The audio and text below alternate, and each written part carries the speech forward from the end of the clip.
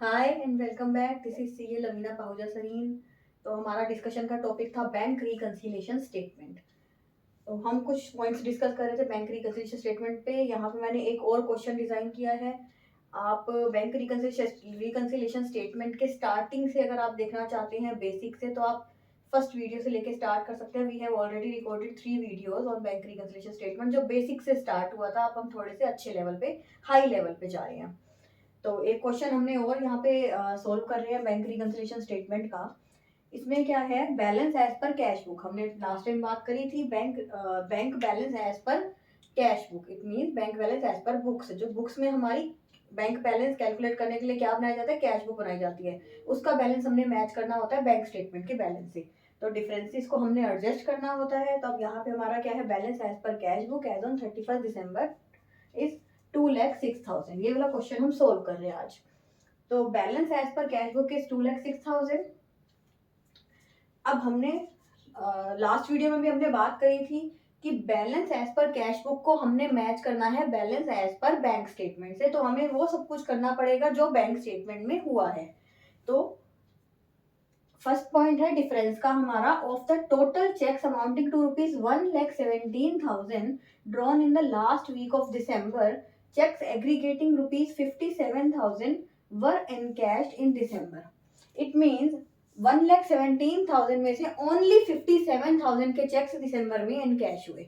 हमें balance match करना है 31 दिसंबर का। दिसंबर में 1,17,000 के चेक्स हमने एक साथ इशू करे, ड्रॉ करे। कितने के? 1,17,000 के।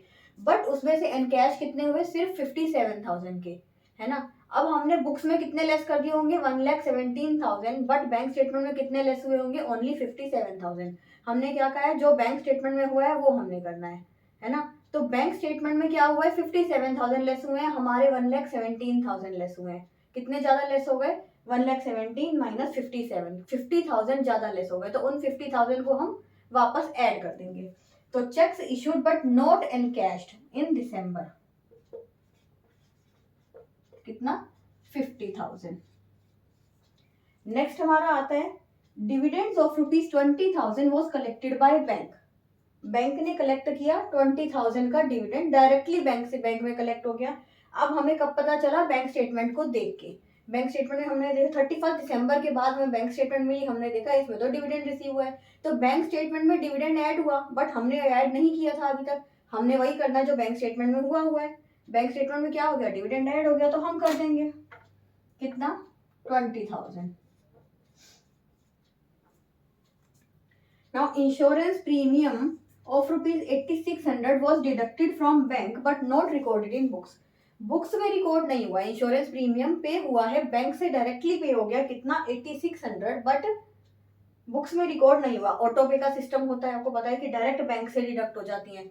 जो भी ईएमआई लगती है वो भी डायरेक्ट बैंक से डिडक्ट हो जाती हैं। कई बार क्या होता है, हम उसको बुक्स में रिकॉर्ड करना रह जाता है। वो हमें कब पता चलता है? बैंक स्टेटमेंट को देखने के बाद कि ये वाली मिस्टेक हो गई है, इस डेट को ये पेमेंट डिडक्ट हुई थी और हमने डिडक्ट नहीं करी। बट 31st बट ईयर जब जब मंथ एंड हुआ 31 दिसंबर के बाद, जब हमें पता चला कि ये इस वाले मंथ में डिडक्ट हो चुका है, तो बुक्स तो फ्रीज हो जाती है। बुक्स में तो कुछ चेंज कर नहीं सकते। तो उसके बाद हमें बैंक रिकंसिलिएशन स्टेटमेंट बनाना होता है। एंट्री तो हमारी क्या होगी? जनवरी में होगी। बट हम रिकंसिलिएशन स्टेटमेंट बनाएंगे 31 दिसंबर को, पूरा मैच करेंगे कि बुक्स एज पर बुक्स और एज पर बैंक स्टेटमेंट हमारी डिफरेंसेस को एडजस्ट करने के बाद मैच हो गया, वो चेक करेंगे। तो insurance premium directly deducted from bank, कितना? 8,600। अब बैंक से डिडक्ट हो गया, बैंक स्टेटमेंट में वो लेस हो गया है पर बुक्स में लेस नहीं हुआ है। कितना? 8,600। तो अब लेस कर देंगे। Deduct insurance premium directly deducted from bank, कितना? 8,600। Next is bills for collection. आपने बिल्स ऑफ एक्सचेंज का चैप्टर पढ़ा होगा, अगर नहीं पढ़ा तो मैं आपको बता देती हूँ कुछ। एक बिल्स ऑफ एक्सचेंज होते हैं, इट मीन्स बिल्स रिसीवेबल्स। जैसे किसी बंदे ने हमें पेमेंट करनी है, किसी पार्टी ने, किसी डेटर ने हमें पेमेंट करनी है, उसकी जगह वो हमें क्या देता है? बिल रिसीवेबल दे देता है। उसमें मेंशन कर देता है कि इतने दिन बाद, इतने डेज बाद ही विल पे अस, हमें वो पेमेंट कर देगा हमारी। उसमें सब कुछ मेंशन होता है, ठीक है। तो अब क्या होता है, उस बिल रिसीवेबल को हम जाके बैंक को दे सकते हैं कि बैंक ही उसको कलेक्ट कर लेगा directly. That is called bill sent for collection to bank, है ना।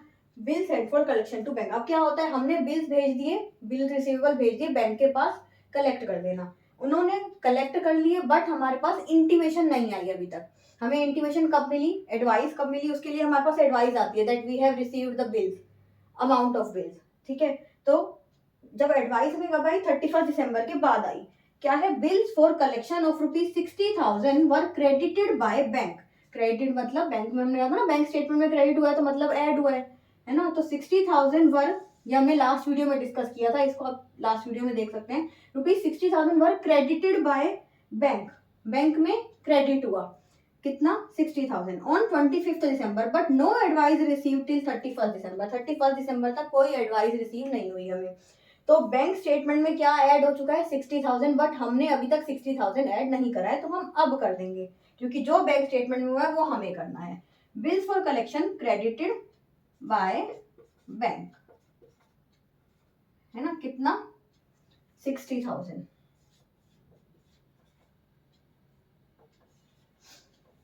Next is a cheque issued to creditors of ₹51,000 was recorded twice. Creditor को एक चेक दिया हमने 51,000 का, ठीक है, वो 2 बार रिकॉर्ड हो गया। अब वहां से पेमेंट तो एक ही बार डिडक्ट हुई, चेक एक बार गया है। अब बैंक स्टेटमेंट में एक ही बार डिडक्ट हुआ है पर हमारी बुक्स में 2 बार डिडक्ट हो गया। हमें क्या करना है, जो बैंक स्टेटमेंट में है, या फिर हमें अपनी एरर भी लगा लो कि इस एरर को हम रिवर्स करेंगे, 2 बार डिडक्ट हो गया, एक बार उसको ऐड कर देंगे, उसका इफेक्ट खत्म कर देंगे। और चेक इशूड रिकॉर्डेड ट्वाइस, कितना, 50,000, नहीं 51,000। ठीक है, अब हमारा क्या आ जाएगा, इसकी कैलकुलेशन करके, bank balance as per bank statement.